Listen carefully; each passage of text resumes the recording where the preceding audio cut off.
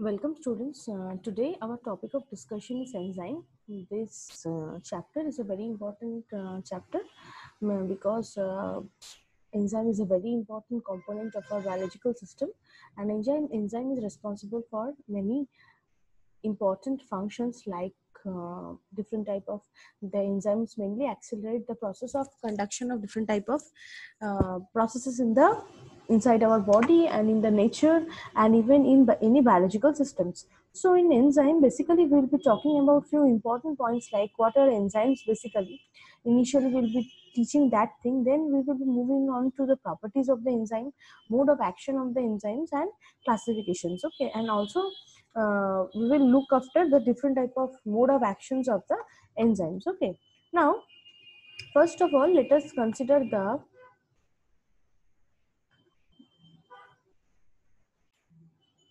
enzyme is a protein or RNA produced by living cells. It's highly specific and highly catalytic to its substrates.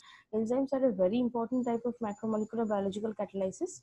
Mainly what happens, enzyme is mainly responsible for carrying out different type of functions, and enzymes are a very important type of macromolecular biological catalysis also.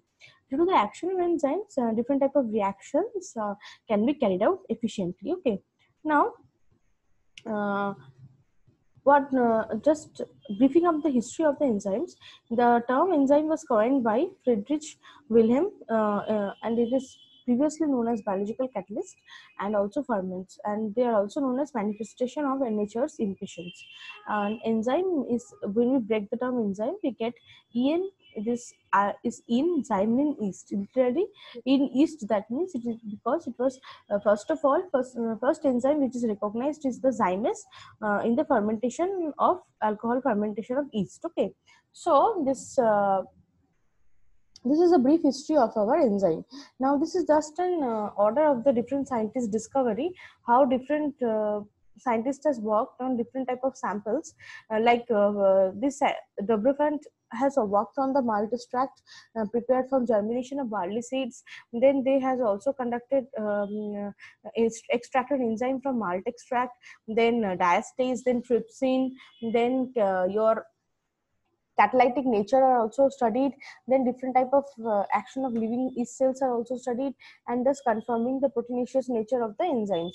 Okay, so this is different type of scientists are working on the different aspects of the uh, enzymes, and so this enzyme the by step process different type of enzymes are being discovered, and the we more detailing of the enzyme component is known to us. Okay, now how this is different from catalysis, like catalysis the enzymes do not alter the chemical equilibrium. What happens, chemical equilibrium is not altered when we are using the enzyme. Differ from catalysis in being the biological products that is produced from the living cells.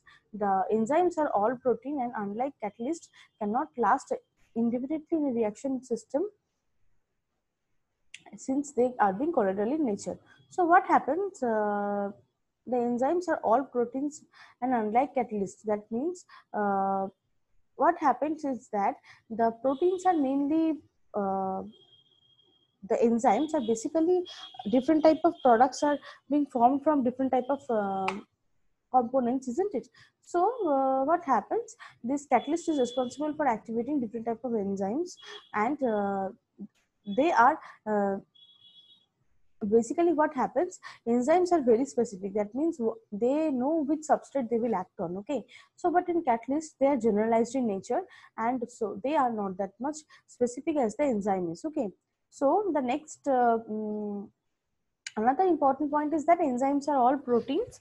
That means enzymes are not at all not only proteins or enzymes, but catalysts can be of any components. Okay, but in general the enzyme is mainly protein in nature. Okay, so but in case of catalyst, any chemical component can act as a catalyst. Okay, so these are basically the different type of difference between the catalysis and enzymes. Okay, So the next thing which we have to understand is as the nomenclature of the enzyme. That is very important because as long as we are not able to know the name of the enzymes, it is not possible for us to know what are the different type of how we can denote them. So enzyme is being named by enzyme commission, that is EC, and the enzymes are classified as EC. The EC is the initial used for classification of the enzyme. Okay, so now let's see how they are classified.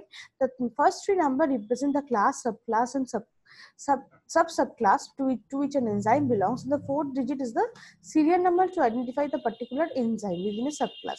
So, for example, suppose EC 1.2.3.4, the digits indicate that the enzyme is an oxidoreductase because the first number one is class 1, that is oxidoreductase. It is the type of enzyme, and it acts on the aldehyde or oxo group donor, that is subclass 2. That means under the type of variety oxidoreductase, the enzyme, the donor which is being used is the subclass 2 or the oxo group, and the oxygen is an acceptor, so 3 subclass 3, sorry, and fourth enzyme is classified as a subclass, that is the serial number 4. Okay, so in this way we can basically know what are the different type of varieties and what are the different enzymes.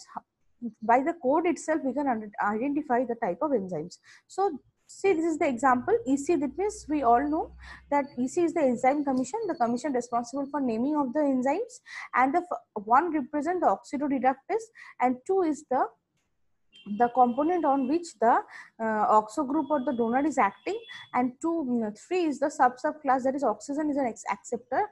That means oxidoreductase is basically nothing but an oxidation reduction reaction in which two acts as an aldehyde or oxo group, and third is the oxygen is an acceptor. So fourth enzyme classified in this subclass is the particular enzyme. So in this way we can name a particular enzyme. Now coming to the classification, this is very important.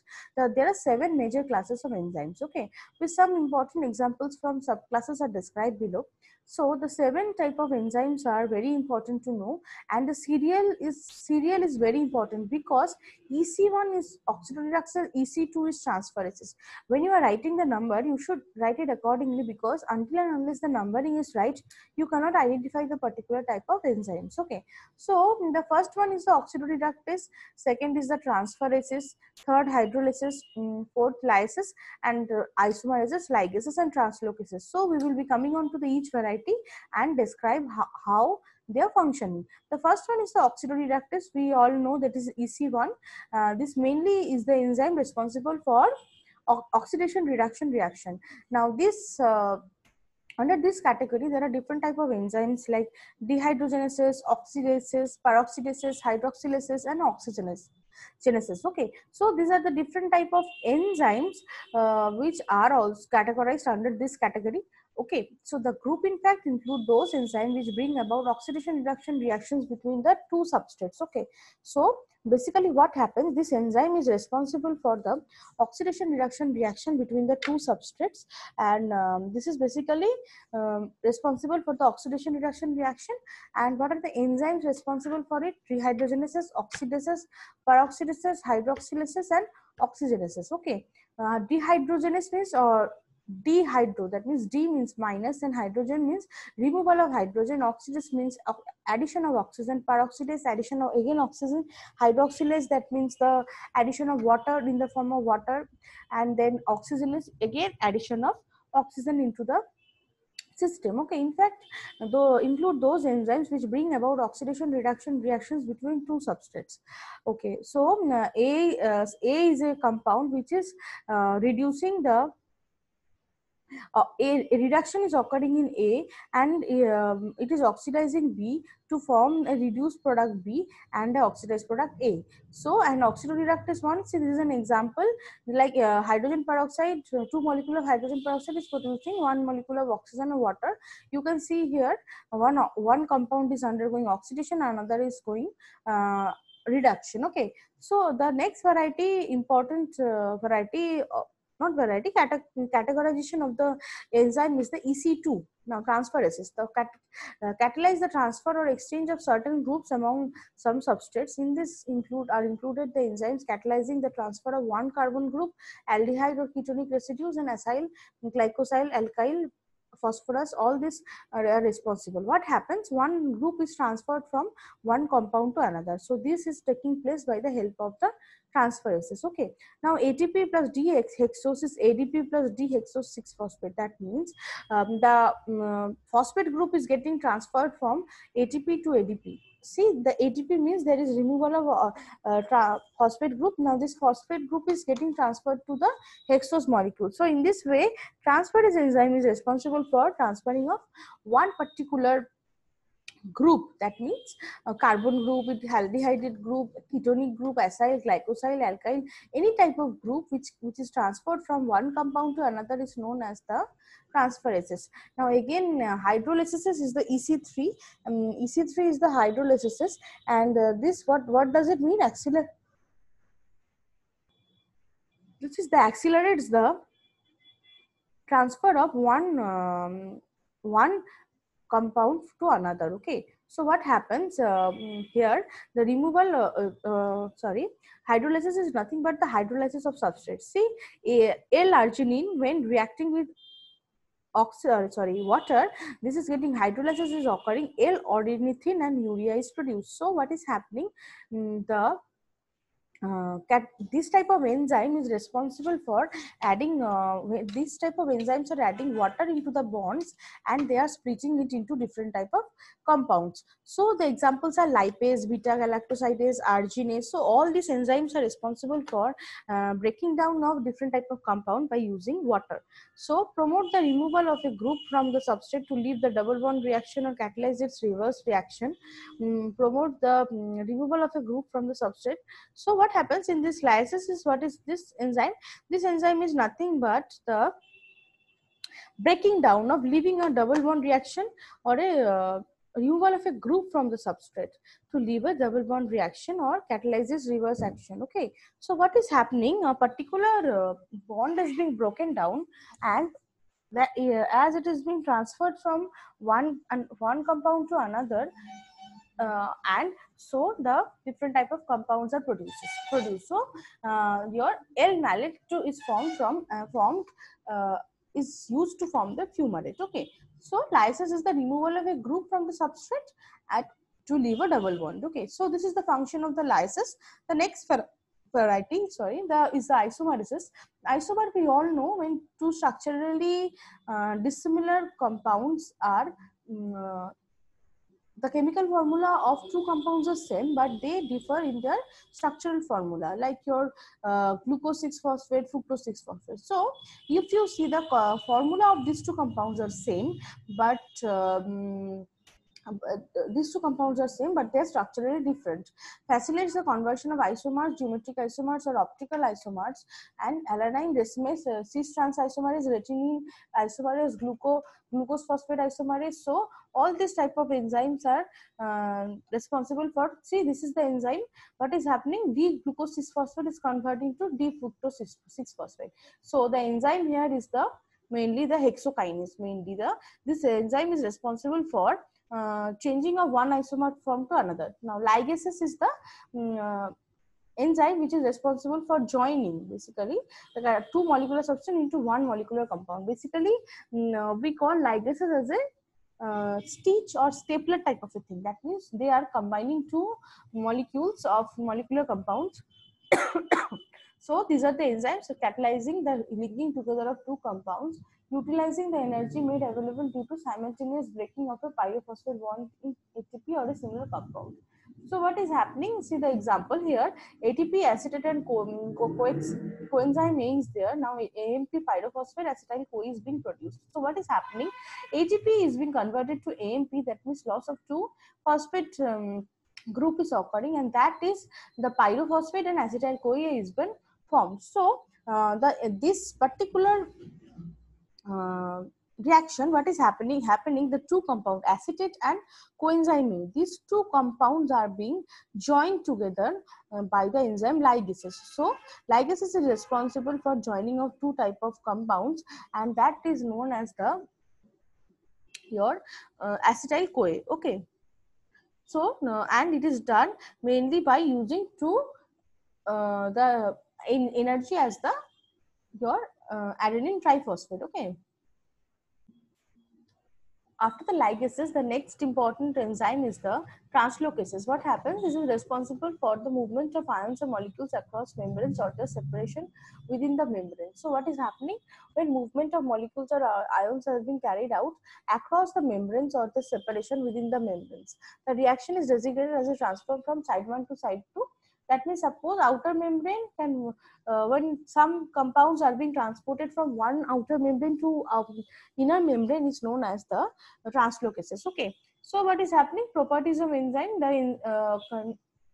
So with translocases, the 7 type of enzymes are being explained, and there are 7 varieties of enzyme, and each of the enzyme has different type of functions. You have to read about the functions and you have to know the names also. This is a very important portion of the enzyme chapter. Okay, so now as we are done with the classification of enzymes, we are moving on to the next important topic, that is properties of enzyme. Properties of enzymes are very important because enzyme molecules are of first property of enzyme is the colloidal nature. As it is a protein compound, so the molecules are of giant size. Their molecular weight is from 12,000 to over 1 million, and they are therefore very large compared with the substrate of or functional group they act upon. So what is happening? The colloidal nature of the enzyme is mainly responsible for the properties. So colloidal nature is the main properties of the enzyme, because it has been observed that the molecular weight of many enzymes proved to be approximately an n-fold multiple of 17. What happens?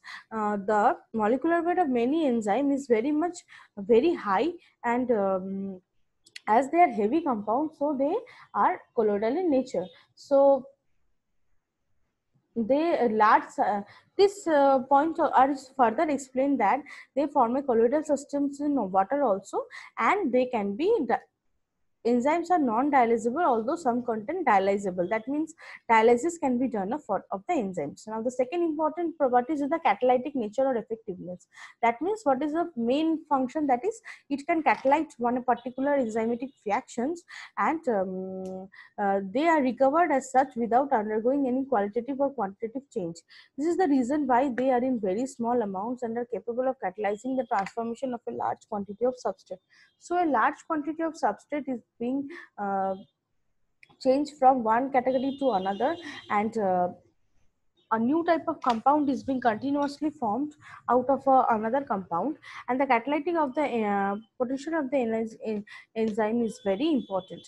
Now the number of substrate molecules converted into product per unit, when the from this also the efficiency or the turnover number is very important. The catalytic power of an enzyme is actually basically explained by different type of enzymes like the turnover number or molecular activity. So these are mainly responsible for sorry, different type of properties.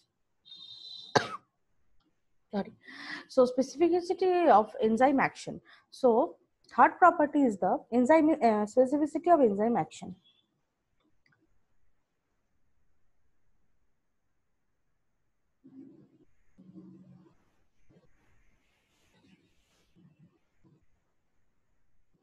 So now the third important property is the specificity of enzyme action.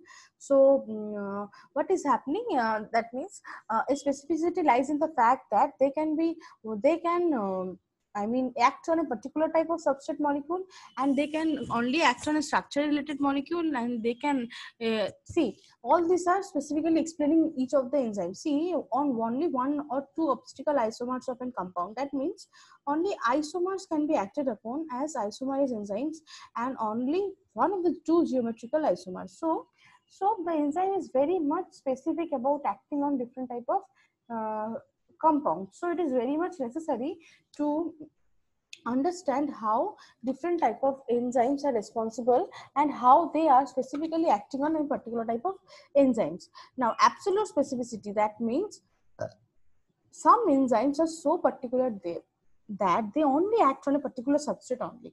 So what, see, carbonic anhydrase, which is responsible for union of H2 and CO2, that is water and carbon dioxide react to form the carbonic acid. So carbonic anhydrase is such an enzyme that is they act on only one substrate, that is H2O or CO2. So urease can act only on ureas. Like there are different type of compounds are there which are not compounds, enzymes are there which are very much specific, and they know that they will act on only one type of substrates. Okay, so now group specificity is also there. Now under the specificity portion, there are two varieties, absolute and group. So absolute we have already explained with the example of urease and carbonic anhydrase. Now coming to the group specificity, what is happening, they are very much specified to the group. Suppose lactic dehydrogenase catalyzes the interconversion of pyruvic acid and lactic acids, and also a number of other structurally related compounds. That what is happening, pyruvic acid is converting to lactic acid, and the lactic acid dehydrogenase is mainly working on the group of a particular type of a group of compounds. So this type of property is known as group specificity. Now optical sensitive specificity is also the most striking aspect of specificity of enzyme, is that a particular enzyme will react with only one of the two optical isomers. Arginase will act only on L-arginine and not on its D isomer. So what is happening, optical sensitivity is also very high in case of the enzyme. That means suppose the enzyme is acting on the C isomer, it will not act on any other isomer that other than the C isomer. Like see, in this example, what is happening, whereby now this arginase is acting on L-arginine only, it is not acting on the D isomer. Okay, so L isomer is only acted upon. That means they are optically very much specific for the actions. Okay.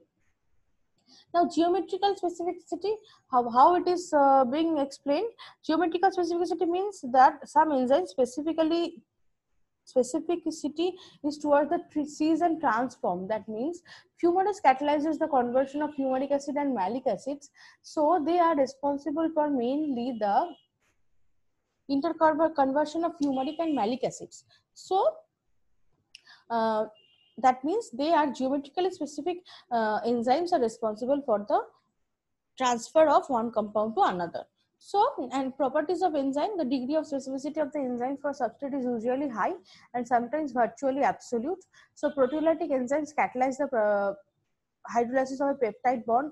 Now, this peptide bond can be broken down. We all know that when hydrolysis of protein is occurring, peptide bonds are broken down. Enzymes vary markedly in the degree of specificity. We have already explained these properties. Okay, so this is all about your properties mainly. Now, moving on to the next important aspect is that the mechanism of action. Okay, so the mechanism of action is basically in the form of two to three models actually. So they basically the portion into which the enzyme is attaching to the substrate is very important, and they are being different terms are being used to explain the properties. Okay, so they can be active site, catalytic site, or substrate site. So on the basis of the mechanism of action of the enzymes, so there are different type of models which are being proposed. Okay, so the first one is the Fischer's lock and key model. Okay, Fischer's lock and key model is very important because he has proposed the idea of the action of the enzyme in the form of lock and key. See, E is the enzyme and S is the substrate, and this substrate is such that it fits inside the enzyme. So it's just like a lock and the key. So this idea, in this way, ES is formed. ES is nothing but the enzyme substrate complex. Now this enzyme substrate complex will transform the substrate into a new product, and enzyme will separate out from it. Okay, so this idea was proposed by Emil Fischer, and he has described the action of enzyme in the form of the Fischer and lock and key mechanism. Okay, so I'm not going into the detail of it. This is nothing but the lock and the key in a more precise manner. Now another important type of mechanism of action is explained by the induced fit model. Now, as there are some problems with the Fisher model, so a new type of model is being discovered, that is Koshland induced fit model. In this induced fit model, what happens?